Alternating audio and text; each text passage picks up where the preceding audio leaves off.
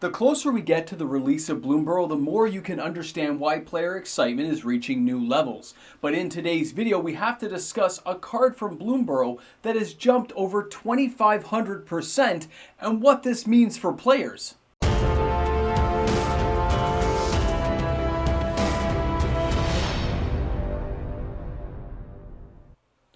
Just how excited are you for Bloomburrow and what are you willing to pay? Welcome back everyone, MTG Moxman here, and thank you again for hanging out with me on my channel today. A reminder, if you enjoyed today's content, if you liked hanging out with the Moxman, don't forget, like and subscribe to the channel. Turn on that notification bell, new content comes out every single day. So now we are on the T- stage of the Bloomburrow release. We know it's coming up this weekend for pre-release, next week's the official release date, and everyone is totally on excitement's edge. They are ready for this set, but this also means there's a little bit of silliness going on. I want to explain that as we go through the video because some of these sales aren't really making sense right now in the singles market. We need to take a look at this to better understand where players are coming from, because if you're willing to spend this much to get these cards, it's just going to send a signal to Wizards of the Coast that something is a little bit different about this set. And that's what we're here to discuss today. This isn't going to be about sealed product. We're not talking about the bundle packs, the collector boxes. No. This is all about a couple of singles, because when a card like this jumps up 2,500%, this is something we need to discuss. Now, the closer we get to Bloomburrow, the closer we get to the release of the actual product, I'm sure a lot of these prices are going to swing both ways. As we've noticed in the last week or so, a lot of the cards that had early high pre-order costs have started to come back down, and in some cases have lost as much as 80% of the value of what the original pre-order was going to be, which means players were unwilling to jump into that price range. They said it was silly, they're not paying that price, and they know because of how popular this product is going to be that the prices are going to drop pretty far.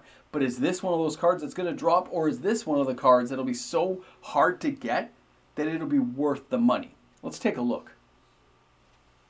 So now you're taking a look at the card that has risen 2,500% in price. This is Garruk, the Cursed Huntsman, Commander, Bloomburrow. Let's take a closer look at the artwork and see what we're talking about, because most of us are going to recognize the card.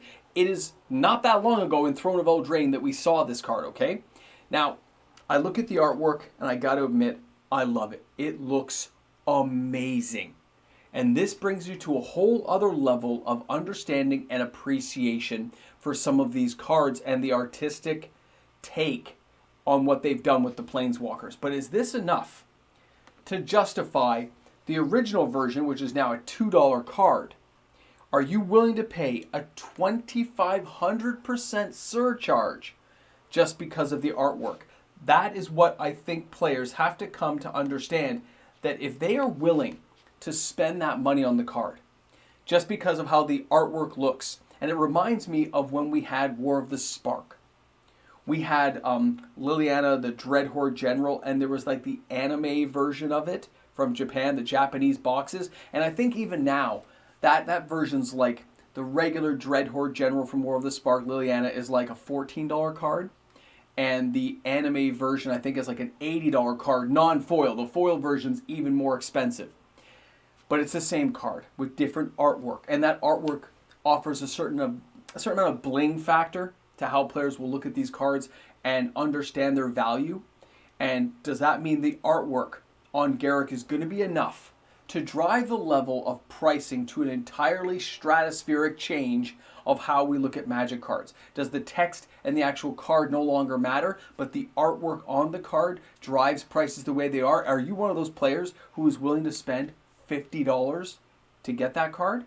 Because $50 could become 70, 80, 90. How do we know this card is not going to go over 200? How do we know it's going to drop down to $5?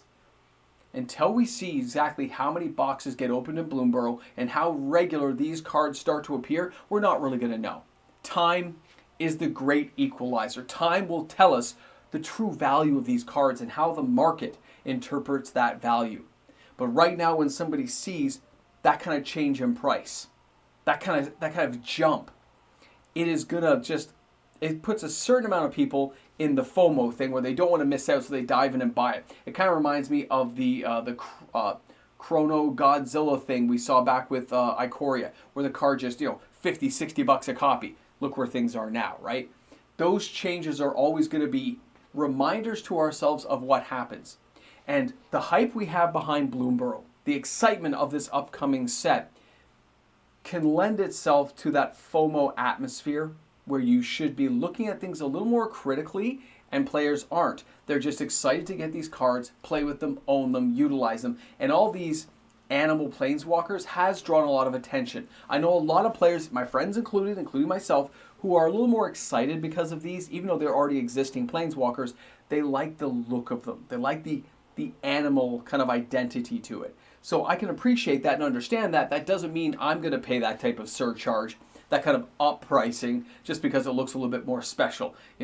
A Coke is still just a Coke. It still does the same thing. It satisfies your thirst. But if you put that Coke in a special kind of container, am I supposed to pay $100 instead of $1 just because it's in a different container? Looks pretty? That's where we kind of go when you have to start looking at yourself and understanding what you as a person want out of the game.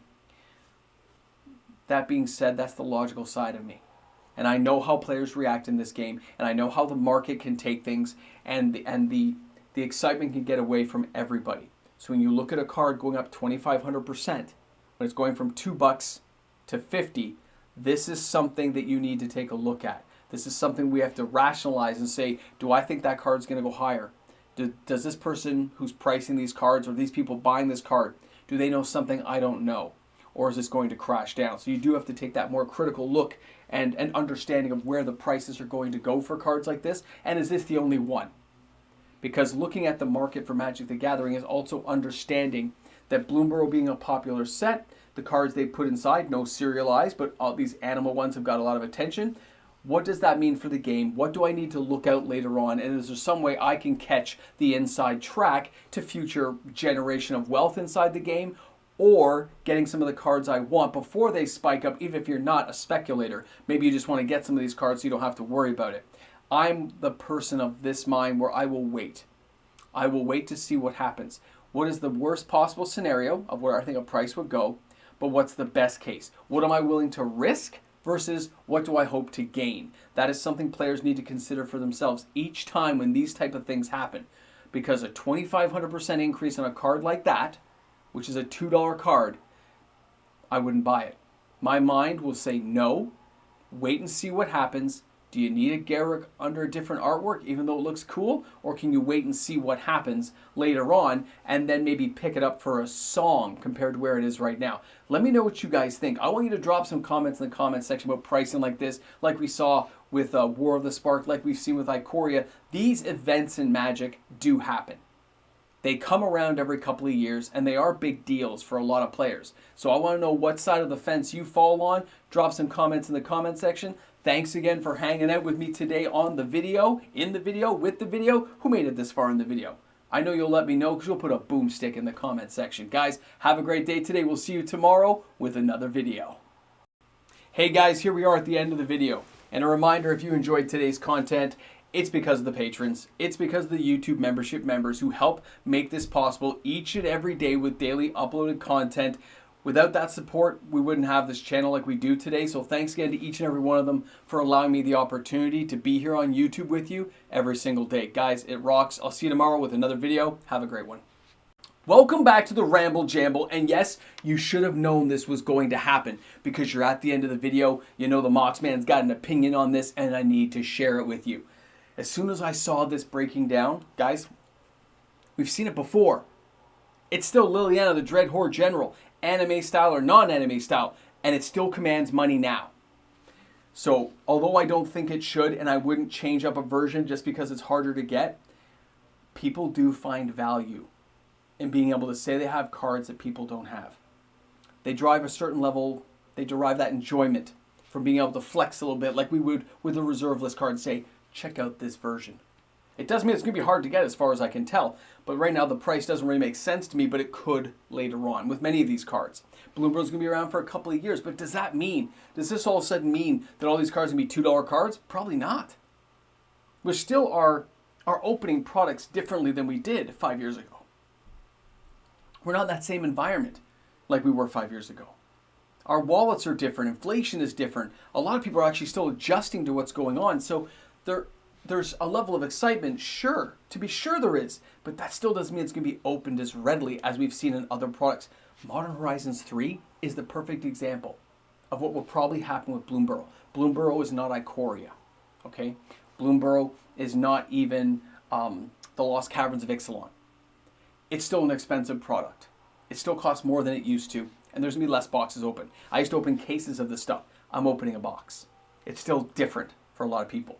So that means some of these prices may go a lot differently than people understand them, and that's something to keep in mind. So if you get an opportunity, if you get one of these cards, you're going to have to make a decision, and it's going to be really fun to see how the market plays this out and where the value is found. Either way, I'm excited.